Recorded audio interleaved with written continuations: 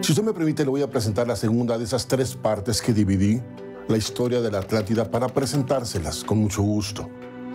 La primera parte, usted fue testigo de cómo, de acuerdo a las narraciones de Critias y de Timeo en los diálogos de Platón, se hace una descripción muy interesante de una ciudad maravillosa, con una organización maravillosa, portentosa, riquísima y además pues con mucha influencia de milicia sobre Europa, parte de Asia, por ejemplo, que prácticamente dominó, a excepción de Atenas. Atenas fue la única que no pudieron dominar y fue el principio del fin del dominio de la milicia, precisamente de los atlantes. Ahora bien, lo interesante ahora es que después de las narraciones que presenta Platón de los diálogos, ¿qué viene después? Evidentemente todo queda como una leyenda, un mito, una ciudad, una civilización mitológica, pero curiosamente fueron apareciendo historias más adelante, por ejemplo una de Sócrates, que también hablaba sobre la Atlántida, y más adelante otras más. Lo malo de esto es que conforme se fue alejando en los años, las narrativas precisamente de los atlantes, también se le iba agregando cosas que iban más allá o más propias de la imaginación que de la realidad. Y muchas cosas que se dicen y se presentaban, lamentablemente carecen de sustento, no hay forma de poderlas comprobar. Pero hay algunas historias que sus fuentes nos hacen pensar seriamente sobre ellas. Algunas de estas usted las va a escuchar en el desarrollo precisamente de esta segunda parte. Ponga usted mucha atención. Iniciamos.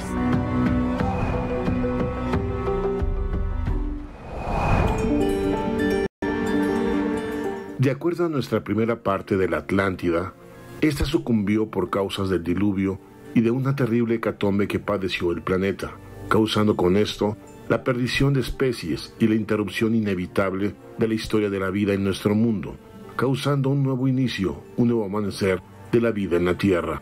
Ahora en esa segunda parte hablemos de las fuentes de las que surgen todo lo que sabemos al día de hoy de esta maravillosa leyenda, la Atlántida. La única fuente primaria de la Atlántida y de la cual surgen todas las demás es, como usted sabe, por el diálogo escrito por el filósofo griego Platón. En sus diálogos, los filósofos Critias y Timeo nos cuentan todo lo que sabemos de la Atlántida y que ya le expuse a usted en la primera parte de esta investigación. Otra fuente de la Atlántida se obtiene a través de los diálogos que establecen Sócrates y Hemócrates. Sin embargo, al parecer, todos estos diálogos parecen ser ficticios, y de hecho Linneo se sigue discutiendo si fue un personaje histórico real o si fue una invención de Platón. La historia de la Atlántida viene principalmente de la boca del filósofo Critias, que dice que la conoció a través de Solón, quien era un estadista considerado uno de los 7 sabios de Grecia. Solón había viajado a Egipto años atrás y cuando él tenía ya 90 años de edad y Critias era un niño de 10 años, le contó lo que había descubierto en aquellas tierras extraordinarias. En la ciudad de Saris, al oeste del río Nilo, los sacerdotes egipcios le hicieron saber a Solón de una antigua historia que había sobrevivido en sus registros acerca del pueblo griego. Es decir, la historia de cómo la antigua Atenas prevaleció ante la invasión de la Atlántida, además de todos y de cada uno de los detalles acerca de esa civilización legendaria y maravillosa. Todo parece indicar que el por qué esta historia quedó en el olvido por parte de los griegos fue por causa del diluvio universal. Porque sí, le confirmo, los griegos también tenían un mito, un registro del diluvio universal, pero de algún modo, a diferencia de los griegos, los egipcios habían podido conservarla.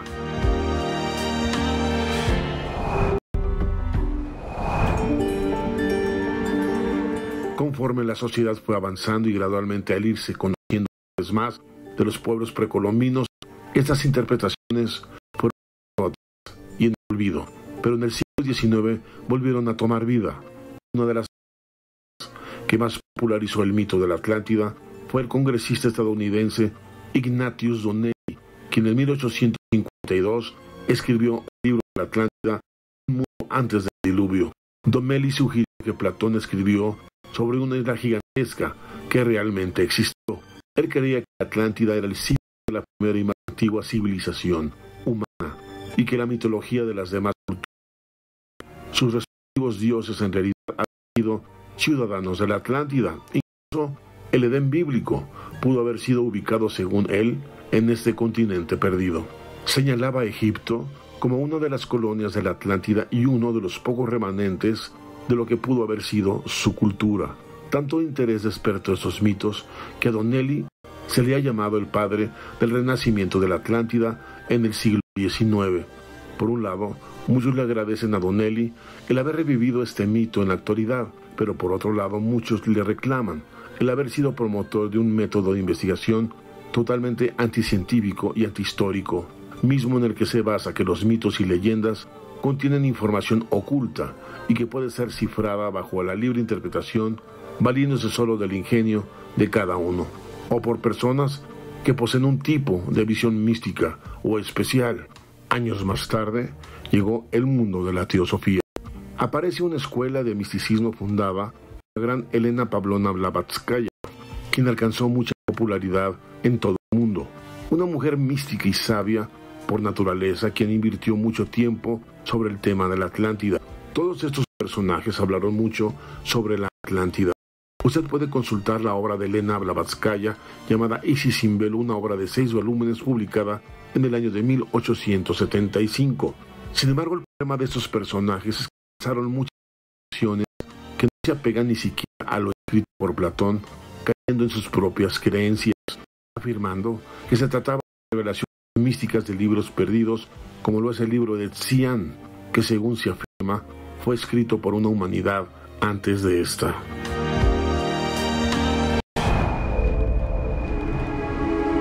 Esto, junto con otras de la misma época, serían las primeras explicaciones explícitas acerca de la idea popular de que esa civilización tenía una tecnología tan avanzada como la de hoy o incluso mejor, contrariamente a lo que Platón aseguraba que la Atlántida contaba con la mitología más avanzada de su época.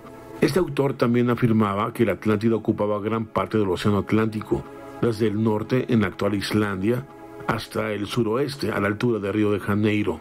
Según él, el primer cataclismo que comenzó su destrucción había ocurrido hace unos 800.000 años, seguido por un segundo evento, hace 200.000 años, cuando se dividió en las dos islas ya mencionadas, y después le siguió un tercer y más terrible cataclismo hace unos 80.000 años, cuando finalmente quedó reducida a una sola isla misma, la que describió Platón. Y luego finalmente en el año 9564 a.C. ocurrió una cuarta y última catástrofe que finalmente hundió el último vestigio que quedaba de la Atlántida. Scott Elio afirmaba que la capital de la Atlántida, que contenía más de 2 millones de habitantes, se llamaba Stavorot. También afirmó que esa ciudad fue destruida por el segundo cataclismo. Incluso llegó a asegurar que los atlantes desarrollaron vehículos aéreos. Esas afirmaciones fueron deformándose cada vez más y más, hasta degenerar que los atlantes poseían aviones a reacción, incluso naves espaciales en las que los sobrevivientes de la Atlántida habrían ido a refugiarse, no solo a las Américas, sino también a Venus y a Marte. Así, de este nivel, la degeneración de la historia de esta magnífica civilización, ya que nada de lo que cuenta Helio se ha podido comprobar con algún tipo de vestigio hallado, ni siquiera en escritos antiguos. Entre los años 1920 y 1930, el vidente profeta Edgar Cayce practicaba, entre otras cosas, lo que él llamaba lecturas de vida, en las que, haciendo uso de sus poderes místicos, podía ver lo que habían sido sus vidas anteriores en aquellas personas que estaban entre su público. Y en muchas ocasiones mencionaba que estos sujetos habían sido atlantes en otras vidas pasadas. A través de estas visiones, Cayce declaraba que podía dar descripciones muy precisas de la vida en Atlántida. También Cayce aseguró que la Atlántida se levantaría de nuevo en tiempos modernos, provocando una enorme popularidad de ella en nuestra época, y que además hay un salón de los registros debajo de la misma esfinge egipcia. Ella, según él, contiene los textos históricos de la Atlántida. Llegados los años 40 del siglo XX, llegó el turno de los nazis, que alimentan el mito de la Atlántida. Realizaron una diversidad de expediciones en busca de localizar objetos y leyendas mitológicas y diversos mitos, tratando de conectarlos muchas veces con sus ideas sobre la raza aria, con el error de asociarla con la antigua Atlántida, la cual creían que se encontraba probablemente las torres de Groenlandia, en Islandia. Los nazis se basaron en la idea de que los atlantes eran hiperbóreos, una clase de superhombres nórdicos que se originaron en el Atlántico Norte. Le aclaro que, de acuerdo a nuestras investigaciones, todas estas teorías ya habían tenido origen en una logia llamada Thule Gesellschaft, ubicada en Múnich, que precedió en todo a los mismos nazis.